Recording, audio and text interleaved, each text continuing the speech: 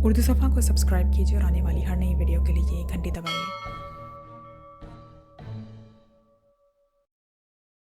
गंजा भिखारी मुसन्निफ मजहर की। इमरान हड़बड़ाकर उठ बैठा। सुलेमान ने उसे बुरी तरह झंझोड़ दिया था। क्या बात है? इमरान ने कदरे परेशानी और हैरत से पूछा। जनाब साहब। और फिर सुलेमान की आंखों से आंसुओं की झड़ी लग गई। इमरान एक लम्हे के लिए सख्ते में आ गया। उसे ख्याल गुजरा कि कहीं सुलेमान कोई शरारत ना कर रहा हो, मगर दूसरे लम्हे उसने ये ख्याल तर्क कर दिया क्योंकि रात के 2 बजे सुलेमान इमरान को इस तरह झंझोड़ कर उठाने की जुर्रत नहीं कर सकता। दूसरा, वो बेख्तियार रो रहा था। ये कम अज कम इमरान के नजदीक अदाकारी नहीं हो सकती थी। क्या हुआ?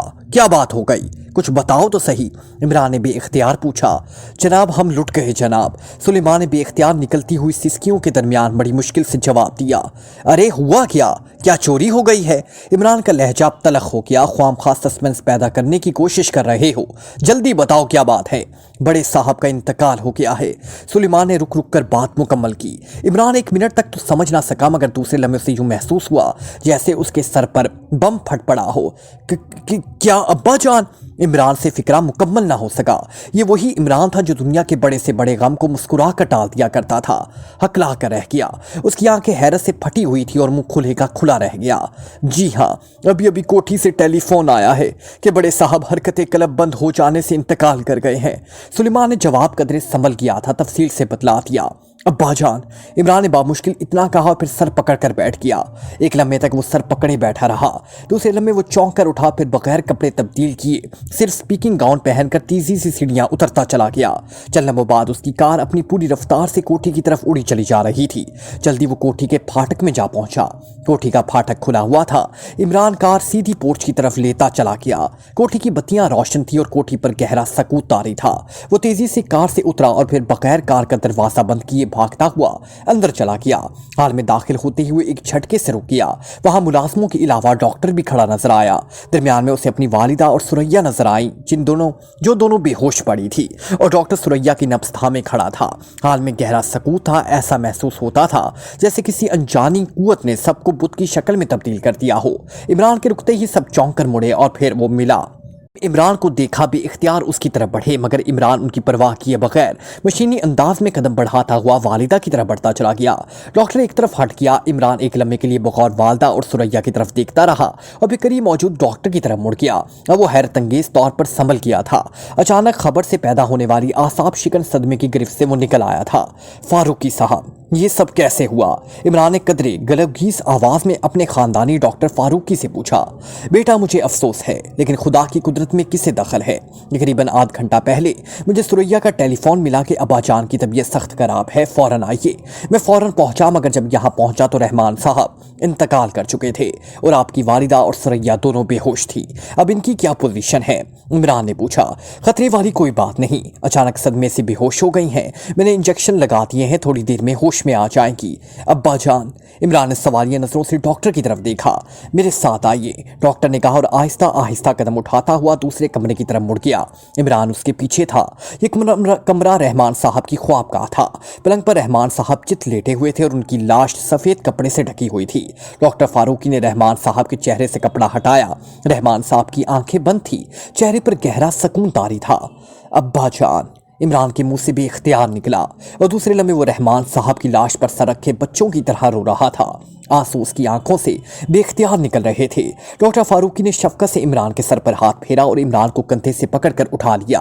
उन्होंने रहमान साहब का चेहरा दोबारा कपड़े से ढांप दिया और फिर इमरान को सहारा देकर कमरे से बाहर ले आए। रोने से इमरान का गम कुछ हल्का हो गया था और फिर उसे अपनी पोजीशन का भी एहसास था। वालिदा और सुरैया दोनों बेहोश थी। अब उसने उन्हें दिलासा देना था।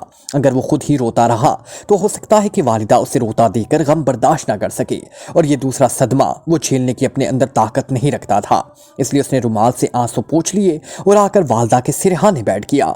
चंद लम्हों बाद सुरैया को होश आने लगा। होश में आते ही वो चंद लम्हे भींची भींची आंखों से इधर उधर देखती रही, जैसे उसे चारों तरफ कुछ भी नजर न आ रहा हो। फिर उसकी आंखें इमरान पर मरकूज हो गई और दूसरे लम्हे वो उठकर इमरान से लिपट गई। भाईजान, भाई जान, अब्बा जान। और सुरैया की आंखों से आंसू तूफानी बारिश की तरह बरसने लगे। इमरान की आंखें भी नम हो गई। वो आहिस्ता आहिस्ता अपना हाथ रोती हुई बहन के सर पर फेरने लगा, जैसे उसे दिलासा दे रहा हो। भाईजान, खुदा के लिए अब्बा जान को वापस बुला लो। भाईजान, सुरैया ने रोते रोते कहा और फिर बेताबी से सर पटकने लगी। सुरैया, सब्र से काम लो, ऐसा ना हो कि तुम्हें रोता देखकर वालदा को कुछ हो जाए। इमरान ने बहन को दिलासा देते हुए कहा और सुरैया इमरान को छोड़कर अपनी बेहोश वालदा से लिपटकर चीखने लगी और फिर इमरान ने उसे आहिस्ता से अलहदा कर लिया। सुरैया की सिसकियां बंद नहीं हो रही थी। इमरान फिर वालदा की तरफ मुतवज्जा हो गया, जिन्हें होश आ रहा था, और उन्हें होश में आते देखकर सुरैया ने भी अपनी सिसकियों पर काबू पा लिया। वालदा ने आंखें खोलते ही इमरान की तरफ देखा और बाजू उसकी तरफ बढ़ा दिए। इमरान, तुम्हारे डैडी। इमरान बेख्तियार होकर वालदा से लिपट गया। अम्मी। इमरान शिद्दत गम से सिर्फ इतना कह सका। सुरैया भी बेख्तियार वालदा से लिपट गई। पास खड़े हुए मुलाजिम भी यह मंजर देखकर रो रहे थे। डॉक्टर फारूकी की आंखें भी नम आलू थी। सुलेमान भी आ गया था और वो भी एक तरफ खड़ा आंसू बहा रहा था। इमरान की वालदा की आंखें पूरी तरह अश्कबार थी। सुलेमान ने भी अपने आंसू छुपा लिए। इमरान की वालदा की आंखें बुरी तरह अश्कबार थी। डॉक्टर ने उन्हें रोता देखकर इत्मीनान का सांस लिया, क्योंकि उसे तसल्ली थी कि हालत खतरनाक नहीं होगी, वरना उसे खतरा था कि अगर उन्होंने चुप सांस ली तो यकीनन वो अपनी जान से हाथ धो बैठेंगी। इस तरफ से मुतमईन होकर उसने हाल कमरे में आकर टेलीफोन उठाया और सर सुल्तान को टेलीफोन करने लगा, क्योंकि वो रहमान साहब के इंतकाल की इतला सर सुल्तान को फौरी तौर पर पहुंचाना चाहता था। थोड़ी देर बाद ये खबर जंगल की आग की तरह फैल गई और तमाम आला हुक्काम सर रहमान की कोठी पर पहुंच गए। सुबह होते ही अखबारों की हॉकर गलियों में चीख रहे थे। इंटेलिजेंस के डायरेक्टर जनरल सर रहमान हरकत क्लब बंद होने से वफात पा गए।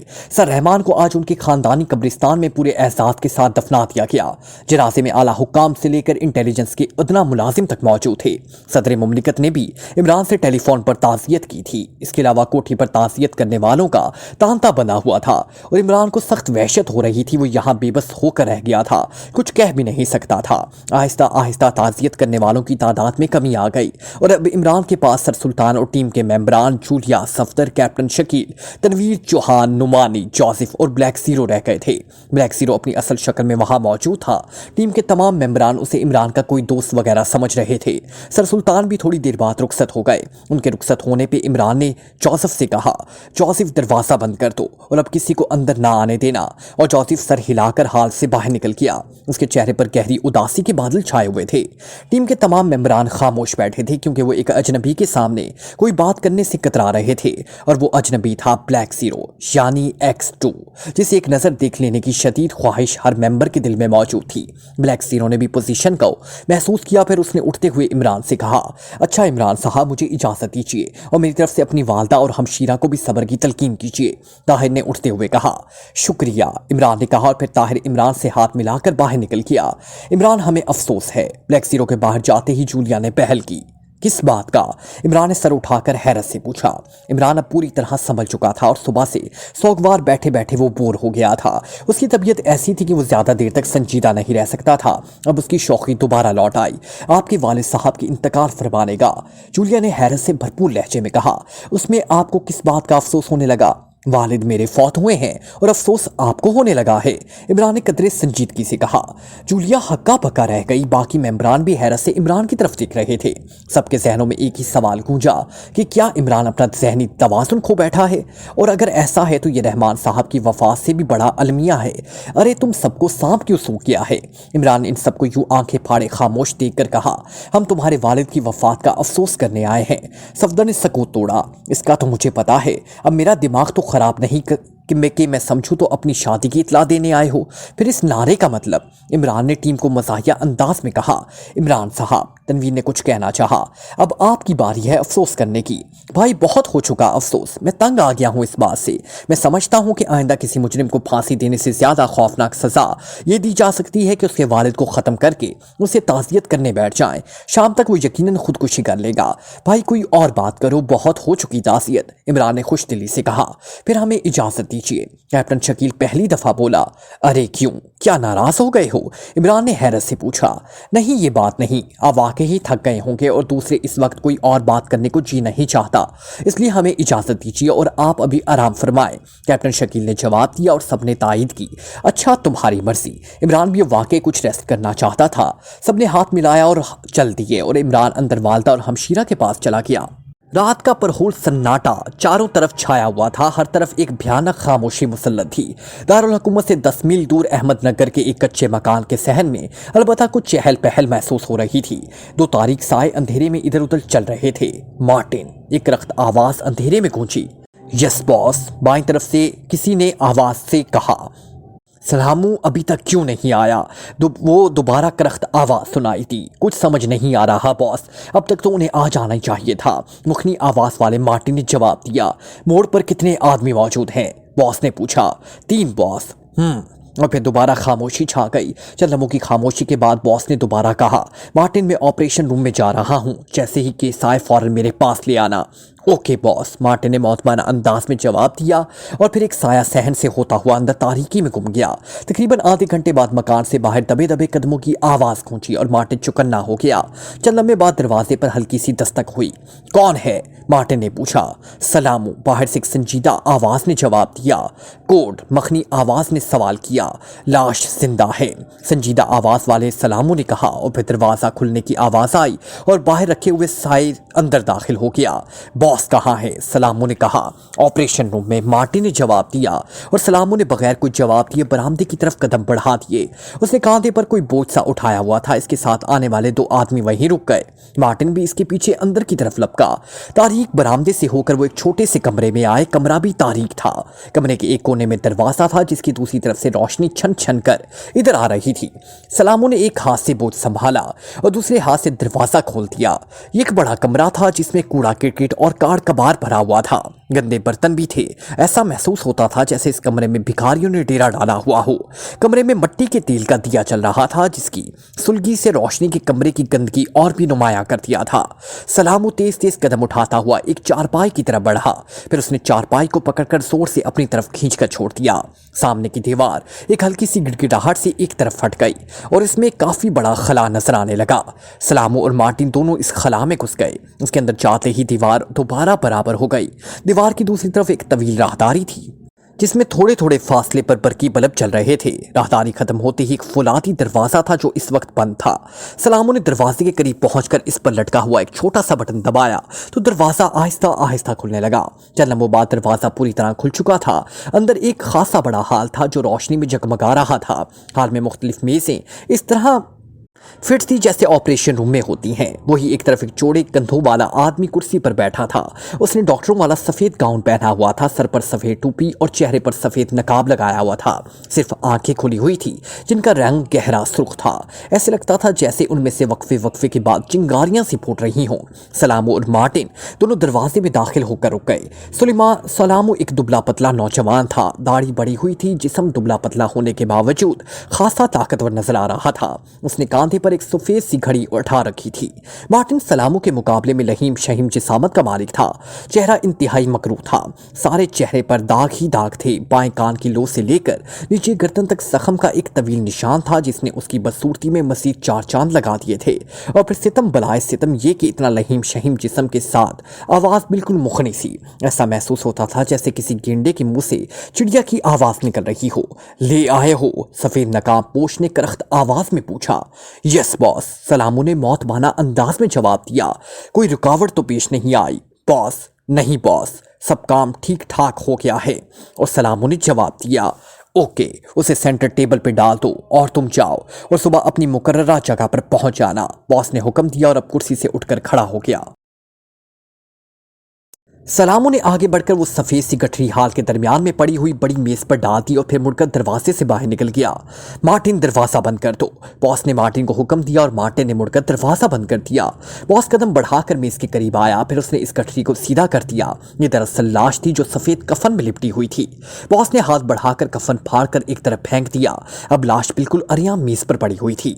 मार्टिन, सामान तैयार करके ले आओ।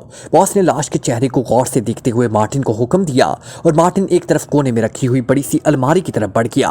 चंद लम्हों बाद मार्टिन एक ट्रे में मुख्तलिफ अदवायात और सुरंजे वगैरह रखे हुए ले आया और करीबी पड़ी हुई एक तपाई पर वो ट्रे रख दी।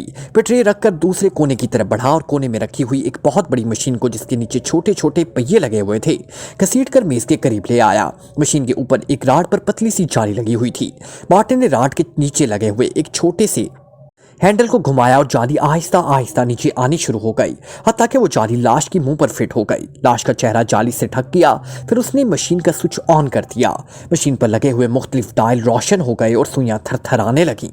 बॉस ने ट्रे में पड़ी हुई एक बड़ी सी सुरंज उठाई और साथ ही रखे हुए एक प्याले में, जो कि हल्की नीले रंग की स्याल से भरा हुआ था, डबो दी। फिर दस्ते को खींचने लगा। स्याल तेजी से सुरंज भरना शुरू हो गया। जब सुरंज भर गई तो प्याला आधा हो चुका था। बॉस ने एक लम्बे के लिए सुरंज को बगौर देखा। फिर उसके मुंह से बारीक सी सुई फिट की और फिर लाश के पेट में नाफ के करीब उसने सुई घोंप दी। सुरंज में भरा हुआ स्याल मादा आहिस्ता आहिस्ता मुर्दा जिस्म में मुंतकिल होना शुरू हो गया।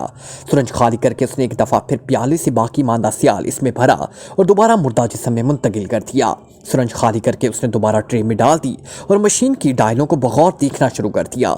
डायलों की सुइयां तेजी से थरथरा रही थी और फिर दरमियान में लगे हुए बड़े से टाइल की सुई आहिस्ता आहिस्ता चलती हुई मुखालिफ सिमत में बने हुए सुर्ख निशान की तरफ बढ़ने लगी। चंद लम्हे बाद वो इस सुर्ख निशान तक पहुंच गई। उसके वहां पहुंचते ही बॉस ने ट्रे में से एक बोतल उठाई और इसका ढक्कन खोलकर इसमें भरे हुए पतले से मादे को मर्दा जिस्म के ऐन दिल के ऊपर डाल दिया और फिर आहिस्ता आहिस्ता वहां हाथ से मालिश शुरू कर दी। चंद मिनट बाद वो पतला सा मादा जिस्म में जज्ब हो गया। बॉस अभी मालिश कर रहा था कि मार्टिन ने एक और सुरंज उठाकर उसमें एक दवा भरी और बॉस के दूसरे हाथ में पकड़ा दी। मालिश करते करते बॉस ने रुककर फुर्ती से सुरंज के साथ लगी हुई सुई इस जगह पर घोंप दी जहां एक लम्हा पहले वो मालिश कर रहा था। सुरंज में भरी हुई दो आहिस्ता आहिस्ता जिस्म के अंदर जाने लगी। सुरंज के खाली होते ही उसने वापस खींचा और फिर एक तवील सांस लेकर एक तरफ हट गया। मार्टिन, तुम इसका ख्याल रखो और मुझे वक्तन फौक्तन उसके मुतालिक रिपोर्ट देते रहना। मैं रूम नंबर 3 में जा रहा हूँ, उसने मार्टिन से मुखातिब होकर कहा। ओके बॉस, मार्टिन ने सर झुकाते हुए मखनी सी आवाज में जवाब दिया और बॉस दरवाजा खोलकर बाहर निकल गया। मार्टिन दरवाजा बंद करके दोबारा लाश की तरफ आया और फिर बगौर लाश की तरफ देखने लगा। साथ साथ उसकी नजरें मशीन के डायलों पर भी थी जिनकी सुइयां मुख्तलिफ हिंदसों के दरमियान थरथरा रही थी। लाश जो शुरू में काफी अकड़ी हुई थी अब आहिस्ता आहिस्ता नरम पड़ती जा रही थी। तकरीबन 15 मिनट बाद मार्टिन ने लाश को एक और इंजेक्शन लगाया और फिर इंजेक्शन के 5 मिनट बाद उसने मशीन का बटन ऑफ करके जाली लाश के मुंह से हटा ली और लाश को एक सफेद चादर से अच्छी तरह ढांप दिया। फिर उसने कोने की तरफ बढ़कर एक छोटा सा ट्रांसमीटर उठाया और बॉस को रिपोर्ट देने लगा। ठीक है, तुम ऑपरेशन रूम का दर्जा हरारत 103 डिग्री पर सेट करके बाहर आ जाओ। दरवाजा बाहर से मुफस्सल कर देना। बॉस ने रिपोर्ट सुनने के बाद हुक्म दिया और मार्टिन ट्रांसमीटर रखकर एक दीवार की तरफ बढ़ा। वहां इसने दर्जा हरारत 103 डिग्री पर सेट किया और फिर एक नजर लाश पर डालता हुआ दरवाजा खोलकर बाहर निकल गया। बाहर से दरवाजा मुफस्सल करके चाबी जेब में डाली और अतारी से गुजरता हुआ दोबारा इस कमरे में आ गया जहां मिट्टी के तेल का दिया चल रहा था। यहां पहुंचकर उसने कमरे में पड़ी हुई एक फटी पुरानी और मैली सी रजाई उठाई। रजाई के नीचे फर्श पर पैर से मखसूस अंदाज में दबाव डाला तो बाएं साइड की दीवार एक तरफ फट गई और उसके पीछे एक छोटा सा कमरा था। मार्टिन इस कमरे में दाखिल हो गया। इसके कमरे में दाखिल होते ही दीवार दोबारा बराबर हो गई। छोटे कमरे से होता हुआ वो एक और बड़े कमरे में आया। यहाँ इसका वही बॉस एक बहुत बड़ी स्क्रीन के सामने बैठा हुआ था। आओ मार्टिन, बॉस ने बगैर मुड़े मार्टिन से कहा। Yes boss. मार्टिन ने बॉस के करीब आकर कदरे झुकते हुए कहा। लाश में हरकत शुरू हो चुकी है मार्टिन, बॉस ने स्क्रीन में देखते हुए कहा जो हाँ ऑपरेशन रूम का तमाम मंजर नजर आ रहा था। मुबारक हो बॉस, मार्टिन ने कदरे खुशामिदाना अंदाज में जवाब दिया और फिर खुद भी स्क्रीन में देखने लगा। मेज पर पड़ी हुई लाश आहिस्ता आहिस्ता हिल रही थी और फिर थोड़ी देर बाद हरकत में तेजी आ गई। तकरीबन 15 मिनट के बाद अचानक वो लाश जिंदा इंसान की तरह उठकर बैठ गई। चादर उसकी पैरों में जा पड़ी। क्या हाल है सर रहमान, बॉस ने मशीन का एक बटन दबाकर आहिस्ता से कहा और लाश से जिंदा अंदाज में तब्दील होने वाला इंसान बुरी तरह उछल पड़ा। वो यकीनन सर रहमान थे जो हैरत और खौफ के मिले जुले जज्बे से चारों तरफ देख रहे थे। इमरान आजकल अजीब मुसीबत में फंसा हुआ था। एक तो ताज़ियत करने वालों का अभी तक तांता बना हुआ था और इमरान ना चाहते हुए भी उनके सामने संजीदा होने पर मजबूर था। वैसे अब इमरान की समझ में आया था कि जिंदगी में बाज़ ऐसे मौके भी आ जाते हैं जहाँ आदमी को मजबूरन संजीदा होना पड़ता है। दूसरा, वालदा की तबीयत वालिद की वफात के बाद मुसलसल ख़राब रहने लगी थी और वो भी अब चंद दिनों की मेहमान नजर आती थी। और सबसे बड़ा मसला जो उसे दरपेश था कि ये कि वालदा ने उसे सख्ती से हुक्म दे दिया था कि वह फ्लैट छोड़कर कोठी में रिहाइश रखे। बाकी तो सब मसले वक्त के साथ हल हो जाते, मगर ये आखिरी बात इमरान को टेढ़ी की नजर आने लगी क्योंकि कोठी में मुस्तकिल रिहाइश रखना उसके लिए तकरीबन नामुमकिन था। सबसे बड़ा मसला तो X2 वाले प्राइवेट टेलीफोन का था। दूसरा ये कि कोठी में उसे आज़ादी मैसर नहीं आ सकती थी। वालदा के हुक्म को भी मौजूदा पोजीशन में टाला नहीं जा सकता था। वो अजीब मखमे पे फंसा हुआ था। उसकी समझ में नहीं आ रहा था कि ऊँट आखिर किस करवट बैठेगा। यहाँ आकर उसकी रेडीमेड खोपड़ी भी जवाब दी गई। आज भी इमरान बड़ी मुश्किल से जान छुड़ाकर दानिश मंजिल आया और दानिश मंजिल में अपने मखसूस कमरे में बैठा वो इस मसले पर गौर कर रहा था कि उसका कोई मुनासिब हल निकल आए। ब्लैक ज़ीरो भी सामने वाली कुर्सी पर खामोश बैठा था। काफ़ी देर गौर करने के बाद उसकी समझ में कुछ ना आया तो तंग आकर वो उठ खड़ा हुआ। अच्छा ताहिर, मैं चलता हूँ, इमरान ने धीरे से मुस्कुराते हुए कहा। वापस कोठी जा रहे हो? ब्लैक ज़ीरो ने पूछा। नहीं, फिलहाल कोठी जाने का इरादा नहीं है, ज़रा शहर की मटर गश्त करूंगा, बाद में कोठी का रुख करूंगा, इमरान ने जवाब दिया और फिर तेज तेज कदम उठाता हुआ कमरे से बाहर निकल गया। चंद लम्हे बाद उसकी सुर्ख स्पोर्ट कार धीमी रफ्तार से शहर के बारौनक सड़क पर गुजर रही थी। काफी देर तक वो यूं ही शहर की मटर गश्त करता रहा। फिर उसने कार का रुख होटल में 3 स्टार के कंपाउंड में मोड़ दिया। पार्किंग स्टैंड पर कार खड़ी करके वो बाहर निकला और होटल के मेन गेट की तरफ बढ़ गया और फिर वो अचानक ठटक कर रुक गया। उसने एक मशहूर सूरत भिखारी को कंपाउंड की दीवार के साथ टेक लगाए खड़ा देखा। भिखारी हर लिहाज से भिखारी ही नजर आ रहा था। फिर न जाने इमरान के ठटके की वजह क्या थी। भिखारी दीवार से टेक लगाए मुसलसल मेन गेट की तरफ देखे जा रहा था, इसलिए उसने इमरान को ठटकते या रुकते नहीं देखा। इमरान भिखारी की तरफ बढ़ने लगा और आहिस्ता आहिस्ता कदम उठाता हुआ वो गेट के करीब पहुंचा और भिखारी के पास जाकर रुक गया। भिखारी ने चौंक कर इमरान की तरफ देखा और दूसरे लम्हे उसने हाथ बढ़ा दिया। बाबा, कहाँ रहते हो? इमरान ने जेब में हाथ डालते हुए पूछा, लेकिन भिखारी ने कुछ जवाब ना दिया। भिखारी की नजरें इमरान के हाथ पर लगी हुई थी जो अभी तक जेब में था। भिखारी का ख्याल था कि कोई भारी आसामी है, मोटी रकम मिलेगी, मगर दूसरे लम्हे जब इमरान ने जेब से हाथ बाहर निकाला तो उसके हाथ पे चिंगम का पैकेट था। इमरान ने बड़े इत्मीनान से वो पैकेट खोला, उसमें से 2 पीस निकालकर मुंह में डाल दिए और एक पीस भिखारी के बड़े हुए हाथ पर रखकर उसे यूं फखरिया अंदाज में देखा जैसे भिखारी की 7 पुश्तों पर एहसान कर दिया हो। भिखारी की आंखों में आने वाली चमक मान पड़ गई। हाँ बाबा, ये तो बताओ कि दिन में कितना कमा लेते हो? मैं भी आजकल बेरोजगार हूँ, क्यों ना मैं भी यही धंधा शुरू कर दूं, ना काम करना पड़े ना काज, बस हाथ आगे बढ़ा दिया, रकम ना मिली तो कम से कम चिंगम तो मुफ्त मिल जाएगी। इमरान ख्वामखा बोलता चला जा रहा था, लेकिन भिखारी खामोश खड़ा था। अलबत्ता उसकी आंखों में पैदा होने वाली उलझन इमरान को साफ दिखाई दे रही थी। आने जाने वाले लोग गौर से इमरान को देखते और फिर मुस्कुरा कर आगे बढ़ जाते। बाबा, कुछ तो बोलो कि आज गालिब गजल सराहना हुआ। अब बताओ, ये शायर भी कितने अहमक हैं।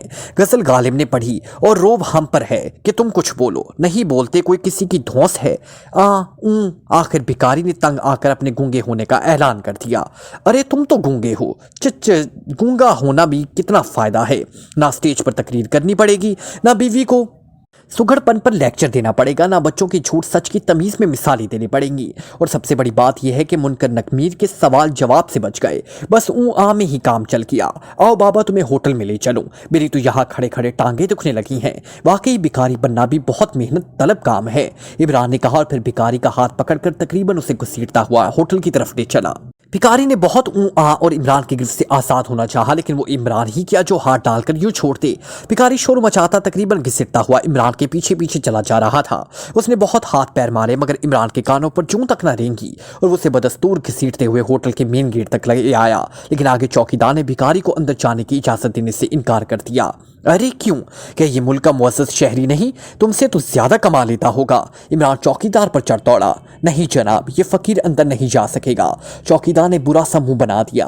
मुंह संभाल कर बात करो, खबरदार जो उससे फकीर कहा, भिखारी की मुअज़्ज़ज़ लफ्ज़ से याद किया करो और सुन लो कि मैं उसे जरूर अंदर लेकर जाऊंगा। ये होटल है, कोई पिंडखाना नहीं कि जहां सिर्फ शरीफ आदमी ही जा सके।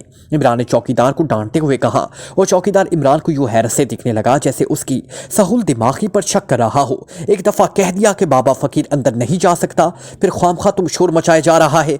और उखड़ कर मिजाज पर चौकीदार ने बड़ी रखाई से कहा और दूसरे लम्हे इमरान का एक जोरदार थप्पड़ चौकीदार के गाल पर पड़ा। थप्पड़ इतना जोरदार था कि चौकीदार उलटकर एक तरफ जा पड़ा। फिर तुमने फकीर कहा तो मैं तुम्हें जान से मार दूंगा। इमरान गुस्से से धाड़ा और उससे पहले कि चौकीदार उठकर खड़ा होता वो दरवाजा खोलकर भिखारी को घसीटता हुआ होटल के अंदर ले गया। भिखारी ने शायद अब खामोशी में ही आफियत जानी थी, इसलिए उसने भी कोई जदोजहद ना की। वैसे उसके चेहरे पर हैरत फटी पड़ी थी। अंदर हार में दारुल हुकूमत का वो तबका तशरीफ फरमा था जिसे इसरार था कि मुहज़्ज़ब और मुअज़्ज़ज़ होने का हक उसी को हासिल है। चौकीदार उठकर गुस्से से फुनकारता हुआ इमरान और भिखारी के पीछे लपका और फिर हाथ में भिखारी को दाखिल होते देखकर सब लोग हैरत से यूं खामोश हो गए। ये जानवर उन्होंने पहली बार देखा है। चौकीदार ने भागकर इमरान का गिरबान पकड़ लिया। खामोशी से वापस चले जाओ वरना। इमरान शाम की तरह फुनकारा और चौकीदार ने एक झटके से गिरबान छोड़ दिया। न जाने इमरान के लहजे में क्या बात थी। चौकीदार को ऐसा महसूस हुआ जैसे उसके आसाब अटक हो गए हों और वो हरकत करने के काबिल भी ना रहा हो। इमरान भारी भिखारी को लिए एक खाली मेज की तरफ बढ़ने लगा। इतने में एक बैरन ने रास्ता रोक लिया। तुम बाहर निकलो, तुम होटल में नहीं बैठ सकते। बैरन ने इंतहाई हकारत से भिखारी की तरफ देखते हुए कहा। अब हाल में मौजूद लोगों ने भी शोर मचाना शुरू कर दिया। इस भिखारी को बाहर निकाला जाए, ये शरीफ लोगों का होटल है। लेकिन इमरान ने भिखारी का हाथ मजबूती से पकड़ा हुआ था। उसके चेहरे पर हमाकतें जलवा कर थी। हट जाओ रास्ते से, ये यही बैठेगा। इमरान ने बैरे को डांट दिया और बैरा डांट सुनकर एक तरफ हो गया। इमरान खाली मेज के करीब पहुंच गया। फिर उसने एक कुर्सी पर भिखारी को जबरदस्ती बिठा दिया और दूसरी कुर्सी पर खुद बैठ गया और आसपास मौजूद शराबखाने में मौजूद शरखाने की नाक पूछ चढ़ लिया। सुनो, शोर सुनकर मैनेजर अपने ऑफिस से बाहर निकल आया। जब उसे सूरत हाल का इल्म हुआ तो वो तीर की तरह इमरान की तरफ लपका। ये भिखारी यहाँ नहीं बैठ सकता, उसे बाहर निकलना होगा। मैनेजर ने सख्त लहजे में इमरान को कहा और भिखारी का बाजू पकड़कर उठाना चाहा। मैनेजर साहब, एक मिनट ठहरिए, पहले मेरे सवाल का जवाब दीजिए। इमरान ने संजीदगी से कहा और मैनेजर सवालिया नजरों से इमरान की तरफ देखने लगा।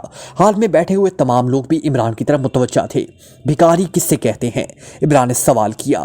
भीख मांगने वाले को। मैनेजर ने इमरान की मालूमात में इजाफा करते हुए कहा। और भीख किससे कहते हैं? इमरान ने दूसरा सवाल किया। खैरात को। मैनेजर को इस सवाल का जवाब देने के लिए एक लम्हा सोचना पड़ा। और खैरात किससे कहते हैं? इमरान ने तीसरा सवाल किया। मेरे सर को। मैनेजर ने बेतरपे सवालों पर झुंझलाकर जवाब दिया। बस साबित हुआ कि जिसके पास आपका सर हो भिखारी है। आप अब बेहतर समझते हैं कि भिखारी कौन है। इमरान ने नुक्ता निकाला और आसपास मौजूद लोग बड़ी दिलचस्पी से ये सवाल जवाब सुन रहे थे। बेख्तियार हंस पड़े। मैनेजर का रंग गुस्से से सुर्ख हो गया। आप दोनों बराए मेहरबानी बाहर तशरीफ ले जाइए। मैनेजर ने भिखारी के साथ अब इमरान को भी बाहर निकालने का फैसला कर लिया। लेकिन एक कारोबारी आदमी होने की वजह से उसका लहजा इतने गुस्से के बावजूद इखलाक की हदूद के अंदर ही था। किस खुशी में? इमरान ने हैरत आमेज लहजे में पूछा। हमारे होटल के हकूक के दाखिला महफूज हैं। जारी इजाज़त किए बगैर कोई शख्स इस होटल में दाखिल नहीं हो सकता। मैनेजर ने रोब झाड़ा। तो क्या ये तमाम लोग तुमसे इजाज़त लेकर यहाँ बैठे हुए हैं? इमरान बहस पर उतर आया। ये शरीफ लोग हैं, भिखारी नहीं। मैनेजर ने तिल मिलाकर जवाब दिया। तुम्हारी नज़र में शराफत का मायार क्या है? अगर सिर्फ सूट पहनने वाले ही शरीफ आदमी हो सकता है तो ये रकम लो और किसी आदमी को भेजकर इसके साइज का एक रेडीमेड सूट मंगवा लो। बाकी रकम तुम खुद रख लेना। इमरान ने जेब से बड़े नोटों की गड्डी निकाली और मैनेजर के सामने फेंक दी। मैनेजर दूसरे लोग हैरत से नोटों की गड्डी को देखने लगे। रकम यकीनन 5,000 से कम ना होगी। हाँ, ये हो सकता है। अगर ये सूट पहन ले तो फिर मुझे कोई एतराज ना होगा। मैनेजर ने नरम पड़ते हुए कहा। शायद इमरान की दौलतमंदी और फ्यासी से मरूब हो गया हो। नहीं, ऐसा नहीं हो सकता। भिखारी ने पहली दफा जबान खोल दी और वो सूट पहनने के खिलाफ एहतजाज कर रहा था। तुम खामोश रहो, मैं तुम्हें आज हर कीमत पर शरीफ बनाना चाहता हूँ। इमरान ने उसे झिड़क कर खामोश किया। मैनेजर ने नोटों की गड्डी उसे 3 नोट निकालकर बैरे को दिए और उसे स्टैंड साइज का रेडीमेड सूट ले आने को कहा और बाकी रकम अदब से इमरान के सामने रख दी। बैरा सूट लेने चला गया। लोग इमरान की कोई दौलतमंदी की खपती समझने पर मजबूर हो गए। लेकिन अब भिखारी की नजरों से गहरी परेशानी का इजहार हो रहा था। वो बार बार पहलू बदल रहा था, जैसे भागने के लिए पर तोड़ रहा हो, मगर उसे भागने का कोई राह नजर नहीं आ रही थी। इतने में बैरा साथ वाली मार्केट से सूट ले आ गया। तमाम लोग हैरत और दिलचस्पी से ये ड्रामा देख रहे थे। जाओ और साथ वाले कैबिन में सूट पहन कर आओ। इमरान ने भिखारी को सख्त लहजे में कहा, मगर भिखारी खामोश से बैठा रहा। और हाँ बैरे, अपने होटल के बार्बर को बुलवाओ ताकि इसकी शेव और कटिंग भी करवा दे। इमरान ने बैरे को हुक्म दिया। भिखारी उछलकर खड़ा हो गया। दूसरे लम्हे उसने छलांग लगाई और मेन गेट की तरफ बढ़ा। रुक जाओ वरना गोली मार दूंगा। इमरान ने यकदम जेब से रिवॉल्वर निकाल लिया और भिखारी रुक गया। हाल में मौजूद तमाम लोग खौफजदा होकर उठ खड़े हुए। वापिस आओ, इमरान ने भिखारी को हुक्म दिया। उसी लम्हे कहीं करीब ही इससे फायर हुआ और भिखारी एक चीख मारकर उलट गया। इसके सीने से खून निकलने लगा और वो फर्श पर तड़पने लगा। हाल में अफरा तफरी मच गई और लोग खौफजदा होकर साइड गेट की तरफ बढ़े और एक और उधम मच गया और चीखों पुकार से हाल गूंजने लगा। भिखारी ठंडा हो चुका था।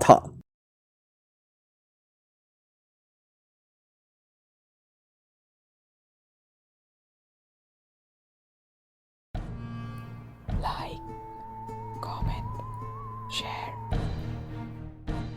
press the bell icon.